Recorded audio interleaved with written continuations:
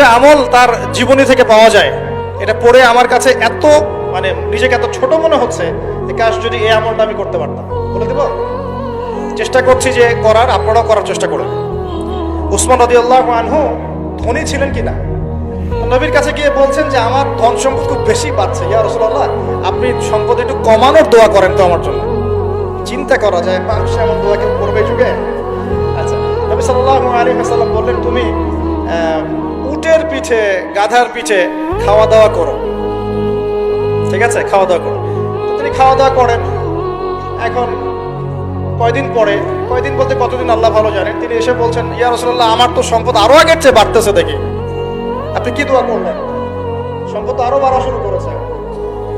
তখন তিনি বলছেন যে তুমি যখন খাও তখন তোমার হাত থেকে যদি খাবার পড়ে যায় তুমি কি করো?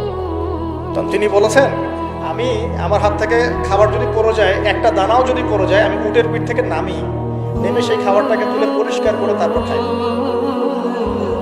উসমান রাদিয়াল্লাহু আনহু এত ধনী মানুষ, তিনি প্রতিবেলায় 100 মানুষকে খাওয়াতে পারেন, কোনো সমস্যা নেই।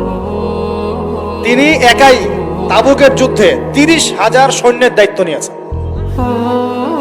30,000 সৈন্য 3 মাস যাবে, যাত্রা বিরতি করবে, খাবে দাবে, তাদের ঘোড়া অস্ত্রশস্ত্র সব দায়িত্ব একজন ব্যক্তি বহন করেছেন, উসমান রাদিয়াল্লাহু আনহু। কত বড় ধনী আপনি চিন্তা করেন।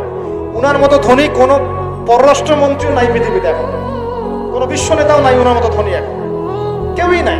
আর উনি কিন্তু তার এই ধন সম্পদ সুদের মধ্য দিয়ে অর্জন করেন নাই, তার ধন সম্পদ দুর্নীতির মধ্য দিয়ে অর্জন করেন নাই। তার ধন সম্পদ তিনি কিন্তু এই যে অন্যের সম্পদ অন্যায়ভাবে দখল করে অর্জন করেন। তিনি সম্পদ অর্জন করেছেন বৈধ পন্থায়, হালাল ব্যবসা করেছেন। ব্যবসা করেছেন নাকি না? এই যে আমল, তো নবীজি বলছেন যে তোমার আমল যদি এমনই হয় তাহলে তোমাকে আল্লাহ পাক সম্পদ দিবে না, কাকে সম্পদ দিবে? মানে তুমি আল্লাহ পাকের যে সম্পদ রিজিকের যে শুকরিয়া আদায় করো, কৃতজ্ঞতা প্রকাশ করো যে আল্লাহ আমাকে ভালোবেসে রিজিকটা দিয়েছেন, আমার হাত থেকে পড়ে গেছে, আমি তুলে খাই। এই যে আল্লাহ পাকের নেয়ামতের প্রতি তোমার যে শ্রদ্ধা, সম্মান, এর এর এর শুকরিয়া স্বরূপে আল্লাহ পাক তোমাকে এরকম সচ্ছল বানাই দিচ্ছে, আর তো কিছু করার নাই।